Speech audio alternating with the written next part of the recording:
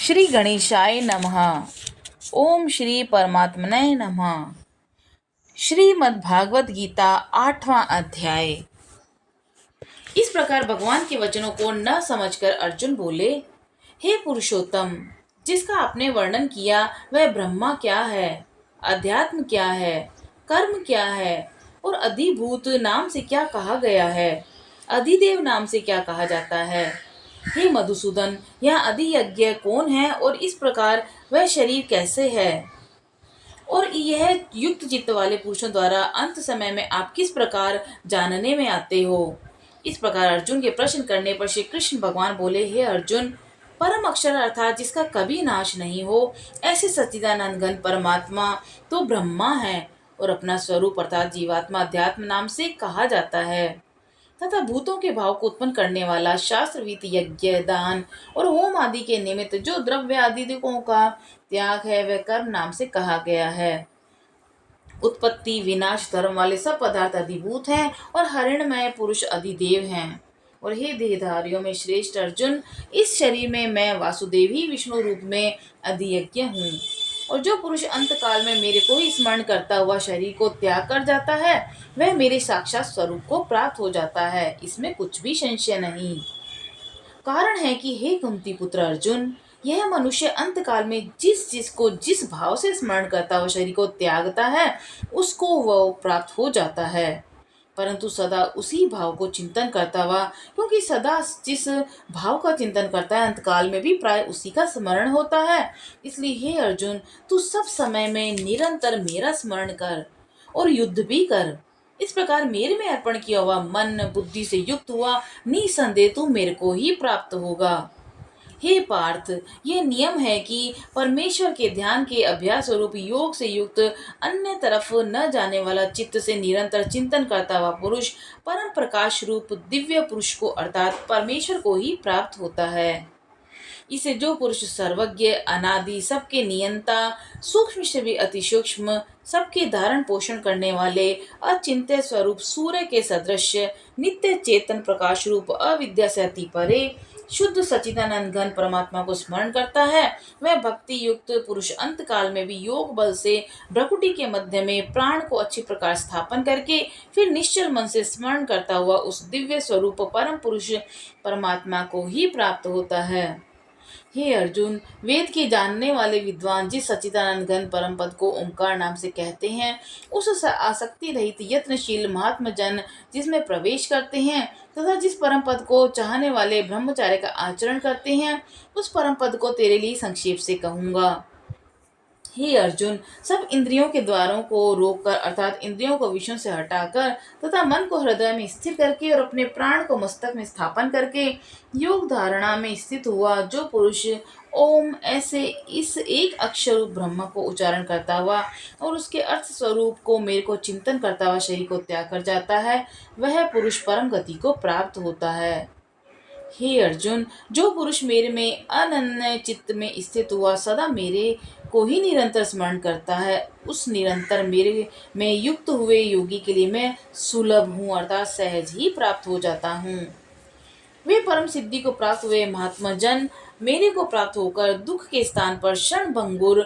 पुनर्जन्म को प्राप्त नहीं होते, क्योंकि हे अर्जुन, ब्रह्मलोक से लेकर सब लोग पुनरावर्ती स्वभाव वाले अर्थात जिनको प्राप्त होकर पीछा संसार में आना पड़े ऐसे, परंतु हे कुंती पुत्र, मेरे को प्राप्त होकर उसका पुनर्जन्म नहीं होता, क्योंकि मैं कालातीत हूँ और यह सब ब्रह्मादिकों के लोक काल करके अवधि वाले होने से अनित्य है।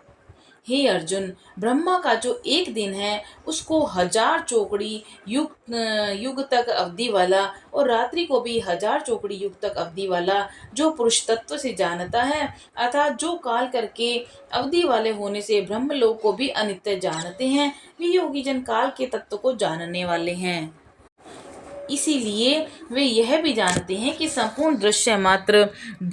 भूतगण ब्रह्मा के दिन के प्रवेश काल में अव्यक्त से अर्थात ब्रह्मा के सूक्ष्म शरीर से उत्पन्न होते हैं। ब्रह्मा की रात्रि के प्रवेश काल में उस अव्यक्त नामक ब्रह्मा के सूक्ष्म शरीर में ही लय होते हैं। वह ही यह भूत समुदाय उत्पन्न हो होकर प्रकृति के वश में हुआ रात्रि के प्रवेश काल में लय हो जाता है और दिन के प्रवेश काल में फिर उत्पन्न हो जाता है। हे अर्जुन, इस प्रकार ब्रह्मा के 100 वर्ष पूर्ण होने पर अपने लोक सहित ब्रह्मा भी शांत हो जाता है, परंतु उस अव्यक्त से भी अति परे दूसरा अर्थात विलक्षण जो सनातन अव्यक्त भाव है, वह सच्चिदानंद घन पूर्ण ब्रह्मा परमात्मा सब भूतों के नष्ट होने पर भी नष्ट नहीं होता। जो वह अव्यक्त अक्षर ऐसे कहा गया है, उसे ही अक्षर नामक अव्यक्त भाव को परम गति कहते हैं। तथा जिस सनातन अव्यक्त भाव को प्राप्त होकर मनुष्य पीछे नहीं आते हैं, वह मेरा परम धाम है। और हे पार्थ, जिस परमात्मा के अंतर्गत सर्वभूत और जिस सच्चिदानंद घन परमात्मा से यह सब जगत परिपूर्ण है, वह सनातन अव्यक्त परम पुरुष अनन्य भक्ति से प्राप्त होने योग्य है। और हे अर्जुन, जिस काल में शरीर त्याग कर गए हुए योगजन पीछे न आने वाले गति को और पीछे आने वाली गति को भी प्राप्त हैं, उस काल को अर्थात मार्ग को मैं कहूँगा।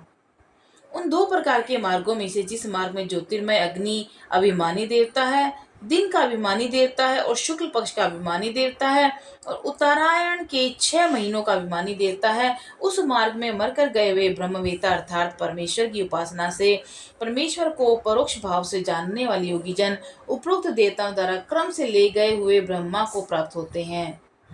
जिस मार्ग में धूमाभिमानी देवता है और रात्रि अभिमानी देवता है तथा कृष्ण पक्ष का अभिमानी देवता है और दक्षिणायन के 6 महीनों का अभिमानी देवता है, उस मार्ग में मरकर गया हुआ सकामी कर्मयोगी उपरोक्त देवताओं द्वारा क्रम से ले गया हुआ चंद्रमा की ज्योति को प्राप्त होकर स्वर्ग में अपने शुभ कर्मों का फल भोगकर पीछे आता है। क्योंकि जगत में दो प्रकार के शुक्ल और कृष्ण अर्थात देवायान और पितृयान मार्ग सनातन माने गए हैं।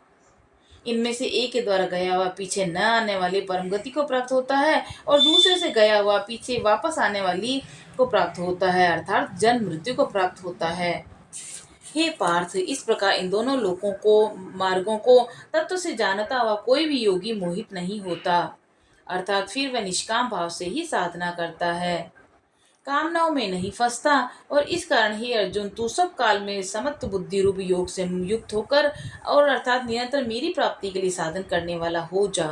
क्योंकि योगी पुरुष उस रहस्य को तत्व से जानकर वेदों के पढ़ने में और यज्ञ तप और दान आदिकों के करने में जो पुण्य फल कहा गया है, उस सबको निसंदेह उल्लंघन कर जाता है और सनातन परम पद को प्राप्त हो जाता है। इति श्रीमद्भागवत गीता रूपी उपनिषद और ब्रह्म विद्या तथा योग शास्त्र विषयक श्री कृष्ण और अर्जुन संवाद